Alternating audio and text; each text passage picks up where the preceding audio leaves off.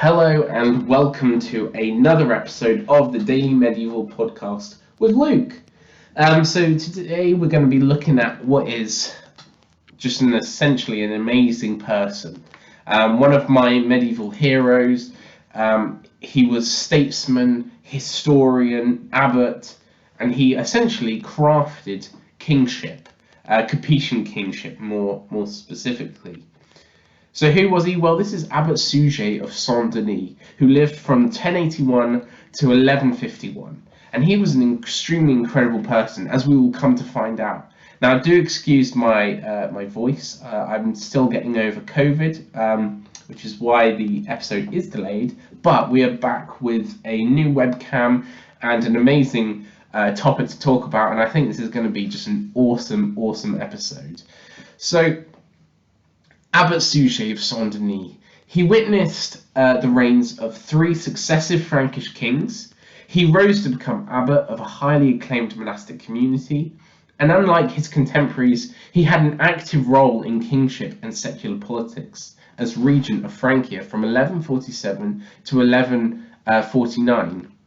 He's just, as I said, he was a remarkable scholar, historian, and statesman whose texts have brought historians just a wealth of knowledge and insight, really, on an individual's perception of kingship. So he wrote 3 main works. He wrote the Deeds of Louis the Fat, who is Louis VI, the Capetian king. He wrote then another work called the Illustrious King Louis, son of Louis, who, as you can kind of gather from the title, is Louis the Fat's son, Louis VII. And then he also wrote a kind of personal book about the Book of Accomplishments during his administration. And although we have these 3 texts, and you could talk forever about all of them, today we're going to mostly focus on the first one, the Vita Ludovici Regis, that it's called, the Deeds of Louis the Fat. So essentially, this is an absolutely remarkable piece of work written by Suger that essentially clarifies and outlines the traditional image of kingship that Suger sought to present. And he does this through 3 overarching themes, which I'm going to do throughout this video. We're going to have 3 kind of main parts, which is each kind of section that Suger sought to present the king as. Now, these were the king as an administrator of the kingdom, the king as a protector of the poor and churches, and the king as a figure with virtuous attributes and religious association. So these are 3 overarching themes that Suger sought to present kingship as. And so we're going to start with the first one, which is the king as an administrator. So essentially, when we look at kind of in terms of feudalism, the kind of term that everyone loves to hate within medieval history, France isn't as centralized as England at this time, and this means a real great deal because you kind of in England you could kind of understand that the king is the pinnacle of kind of the hierarchy of feudalism, and then you have dukes, barons, lords, etc., all the way down to peasants. Now, what we kind of come to find, what Suger describes, is that it's a lot more complex in France. A lot of people can kind of switch sides. It's kind of, when we talk about France, it's not as, its borders aren't as strict as England. And so kind of trying to keep your vassals in order and kind of on your side is pretty much what the king had to do, full time. And so this is what we understand by the king as an administrator. So we see an example in the Auvergne campaign in 1126 that Suger discusses about when King Louis went to help within this campaign. His suzerainty is demonstrated by his host, which consists of Count Charles of Flanders, Count Fulk of Anjou, the Count of Brittany, a host from Normandy that owe tribute to the king, barons, and enough magnates of the kingdom to have conquered even Spain. Now, this is obviously, really interesting because it shows kind of some of the areas. We see Brittany, of course, and Anjou and Flanders, and a bit of Normandy as well.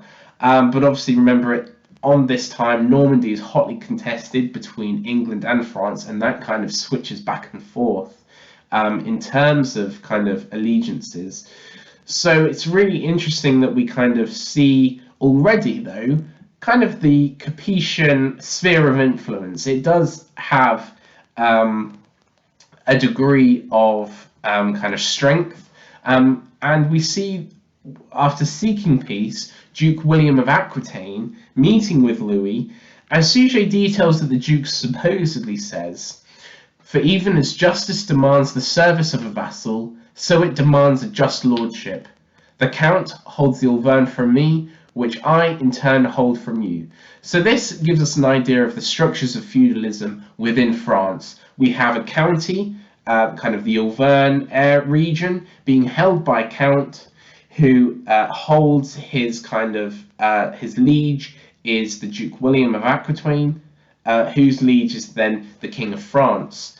And this is really interesting because kind of these feudal relationships become a primary tool for Louis and his government. Suger understands feudalism through this notion called mouvance, and this is this idea that basically royal policy focuses on strengthening ties between the king and his great vassals. And this is important because there's kind of a power shift in this kind of time period whereby great vassals, dukes primarily, are almost equal among the king. We see this time and time again within the Vita Ludovici Regis, where dukes specifically, as we've already seen here, Duke of Aquitaine, we see Normandy, we see Flanders, we see Poitiers, all these different kind of dukedoms are kind of holding almost equal power to the king. And the only kind of, when we look at feudalism, then the only kind of thing that holds this all together is this idea of overlordship. The idea that Louis is kind of special in some way to hold kind of this kind of community together. Now, obviously, what's really interesting is that, if you would have asked maybe a peasant or a gentry, someone from gentry or whoever, in this period in, say, Aquitaine, they wouldn't have said that they were from France. This idea of kind of national borders is in France is kind of very, kind of nuanced. There isn't that kind of thing holding it together. It's more so a union. When we think back to kind of past episodes about unions, just this idea that that they were kind of held together through a relationship and bond, but they weren't so much kind of that really like interconnected. They were just kind of unified, but that could change at any point, really. So that's kind of part one. The king is an administrator. The king has kind of the feudal lord. And so we move on to part two, which is the king as protector. Now, Suger reiterates so many times this beautiful phrase, which essentially outlines perfectly what Suger perceives kingship to be. He says that the king namely safeguards the churches, he protects the poor and the needy, and he works for the peace and defence of the kingdom.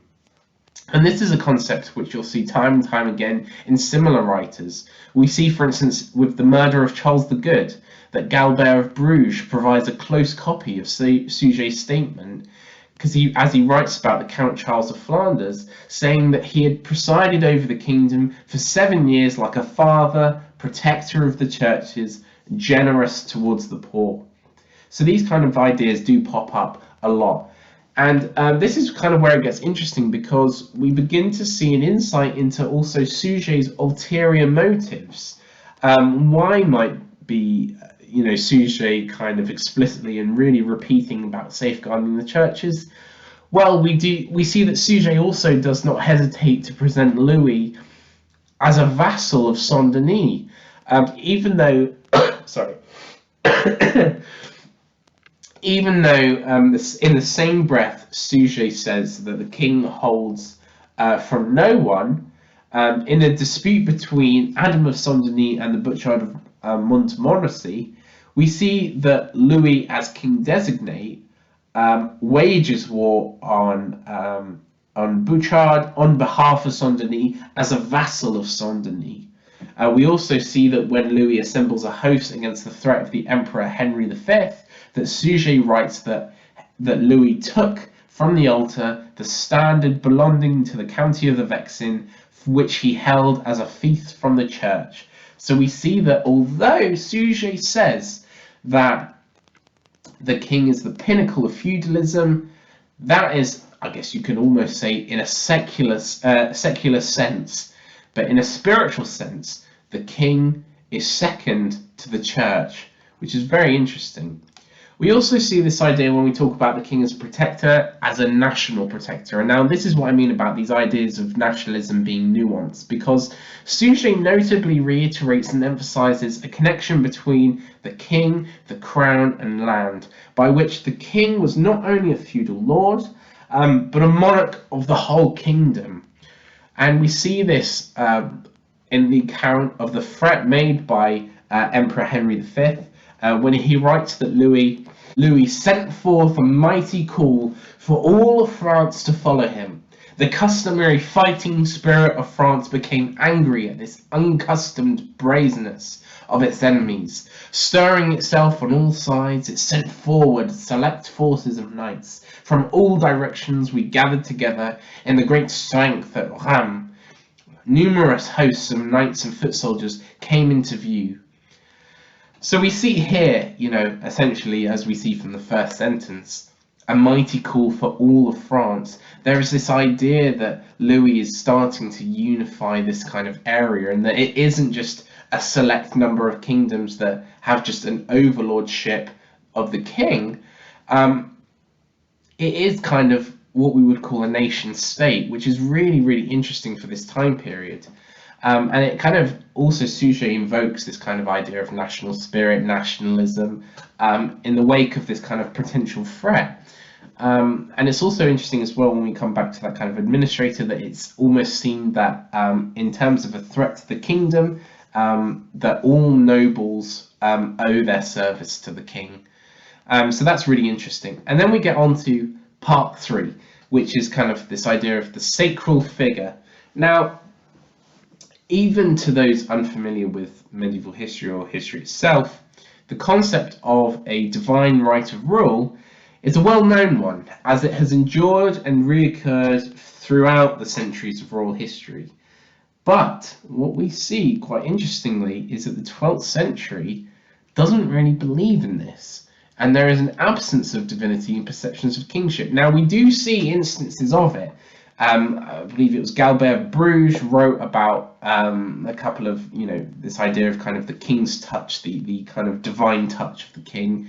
But largely, there is an absence of divinity in sources. And we see this in the deeds. Sorry, that's disgusting.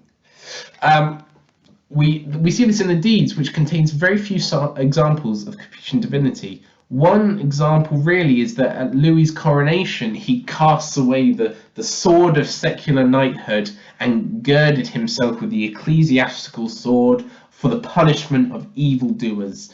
But that's about it, really. In the deeds, there is no record of a divine inspiration or a thaumaturgical power or a royal touch that's bestowed upon Louis when he becomes king.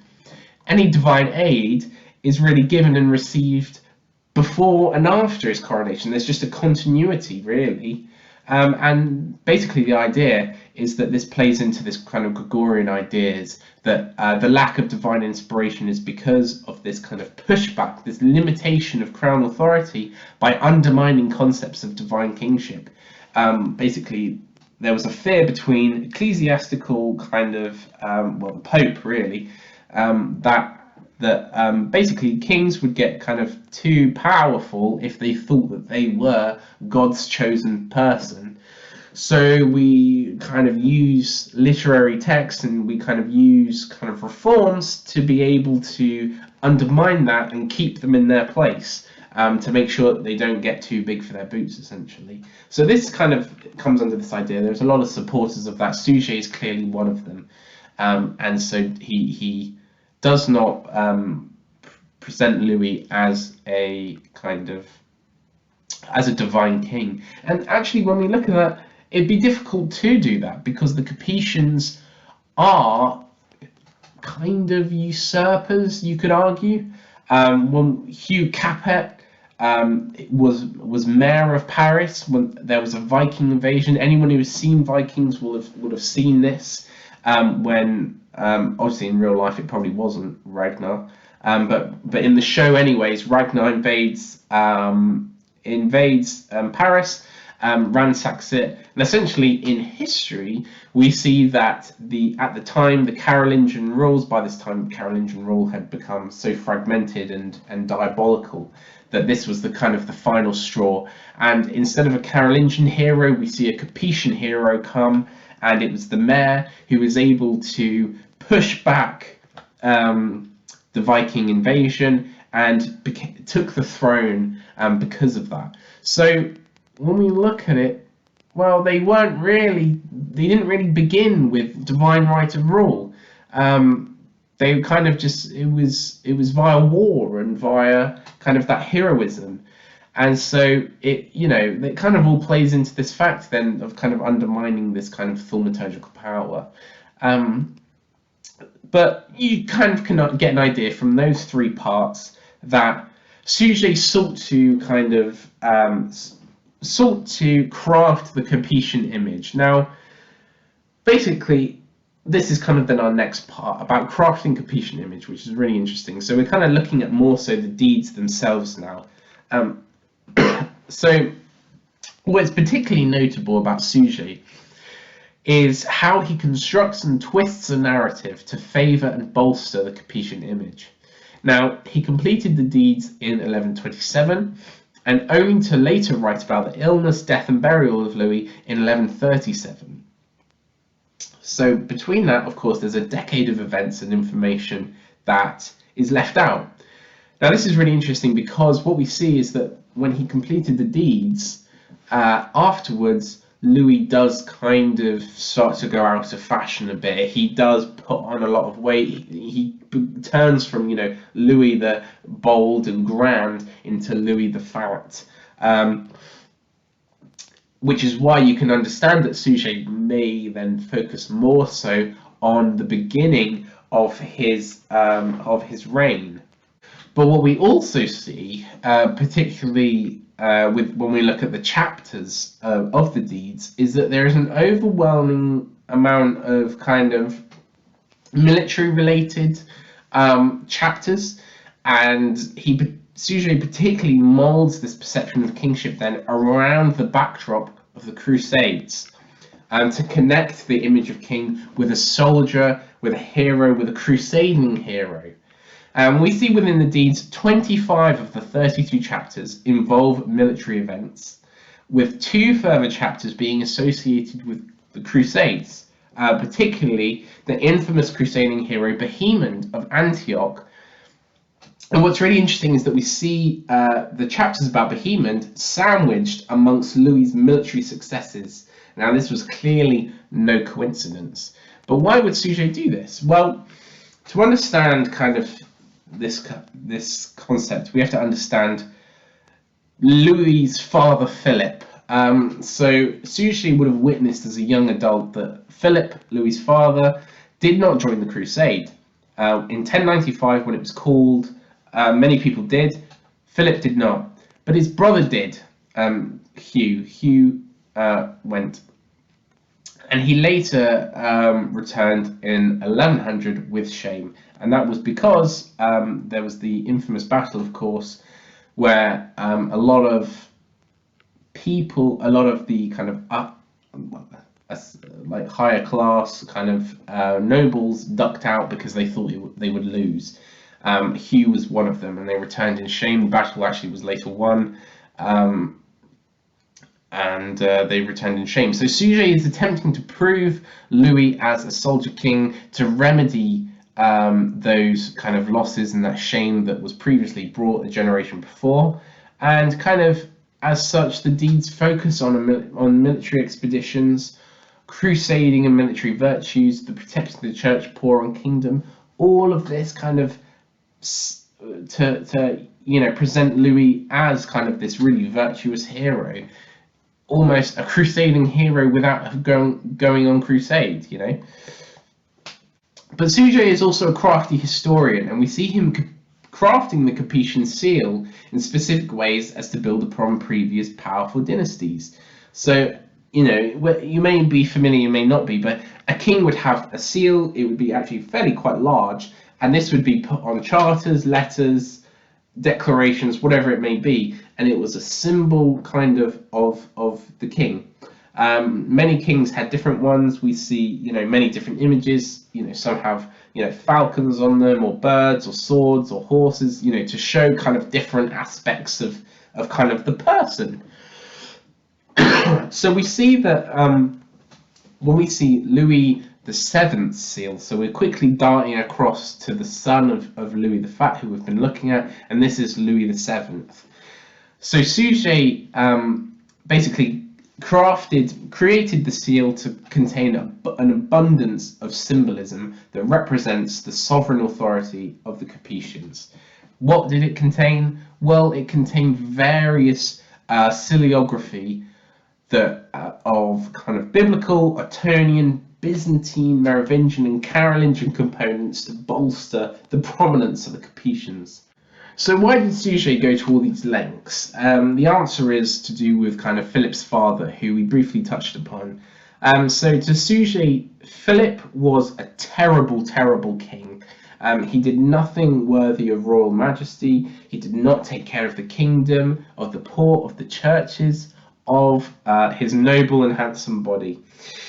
Philip also, from what we understand historically, kind of rose to power when house fortunes were low. The Ile-de-France, which was the region of France controlled by the Capetians, had greatly reduced in size, and he was reluctant to give up power to the bishops. He did not care for ecclesiastical reform, and he appropriated the income of many kind of bishops, magnates, nobles, etc.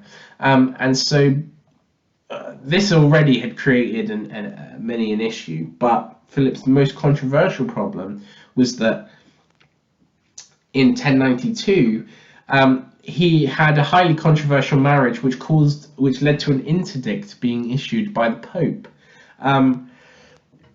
Philip therefore had heavily damaged the kind of image of France, the Capetian image, and kind of Capetian kingship. Suger therefore wanted to re-establish Capetian image whilst also healing those ecclesiastical wounds. But we see that Suger is also personally ambitious. It was kind of like a help me, help you kind of situation, in that by bolstering the image of the Capetians, he could also bolster the image of Saint-Denis. And we see this happen. Saint-Denis in the 1120s is re-gifted Philip's crown. Louis declares himself a vassal of Saint-Denis and gains the banner of the county of Vexin and goes off to battle on behalf of them. Now, I say re-established Saint-Denis as kind of the patron and protector because before Philip's reign, Saint-Denis was a really prominent place. Its burial chambers contained some of the most prominent and powerful Merovingian, Carolingian rulers, and so it was a really special place. And so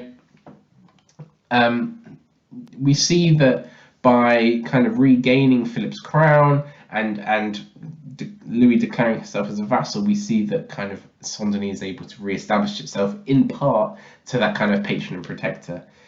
Now, what's particularly notable about these events is how Suger conflates them and kind of lies about when they happen to make it seem like it's more of a bigger thing than it was, because Suger had kind of begged Louis for the crown of Philip because it was kind of a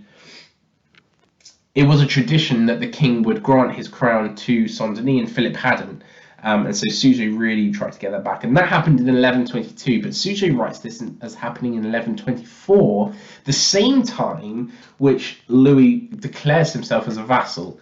So it's about conflating these events to make that kind of prominence seem all the more kind of special. But there is also a far deeper narrative whereby Suger builds an enterprise of forging documents and traditions to link Saint-Denis to the Carolingian and Merovingian legend. We see that Suger emphasizes and writes about an ancient custom to sit on Dagobert's throne when the king first receives his royal homages from the great lords of the realm. Now, whilst this obviously reiterates the concept of the king as the pinnacle of feudal kingship, it is no surprise to find out that Saint-Denis owned Dagobert's throne. And so we see that if this custom were to be undertaken, that Saint-Denis would almost become like the Westminster of France, really. But that we also see Carolingian connections as well. We see that in fabricated charters by a monk at Saint-Denis, various fake relics had been sought to kind of be venerated and authenticated in order to kind of, again, bolster that prominence. So these were the crown and nail of Christ, brought back from Constantinople by Charlemagne and later donated by Charles the Bald. So a monk had written various charters to show that these were authenticity had been kind of retained.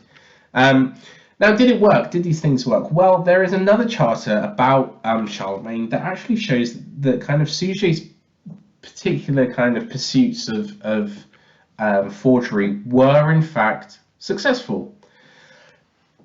We see this through this particular charter that talks about a custom that Charlemagne did. Charlemagne is said in this charter to donate a shevage of 4 gold bezants, and he apparently requests that various other nobles do this. Now, we don't see much of this really take off until 2 generations after King Louis the Fat, where his grandson, and by the way, this is long after Suger had died, Louis's grandson Philip Augustus is recorded as placing 4 gold coins on the altar at Saint-Denis and declaring himself the protector of the abbey, the same custom that was recorded in Suger's false charter.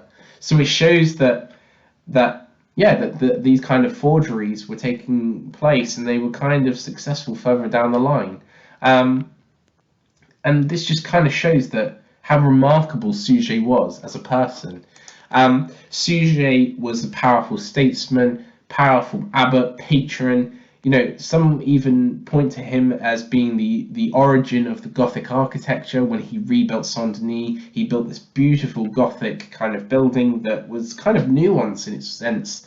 And he's just an incredible person. And I would highly recommend reading the Deeds of Louis the Fat, because they give you such an amazing view at kind of Capetian Kingship, the kind of model of feudalism in France, and kind of just as well as knowing the backdrop of the Crusades, but also of Suger's personal ambitions, you can really gain so much from it. And so thank you for listening. I do hope you enjoyed. Like I say, please excuse my COVIDness. It's been awful. But yeah, Suger is an absolute hero of mine. I think he's absolutely fascinating. He was known by friends as being someone who loved to tell stories and loved to relish in the past and as a historian. And so he sounds like just an amazing person. So thank you for listening. Do join us next week for another episode of the Daily Medieval Podcast. Have a great one. And as Suger says, protect the church, protect the poor, and protect the kingdom. Thank you very much.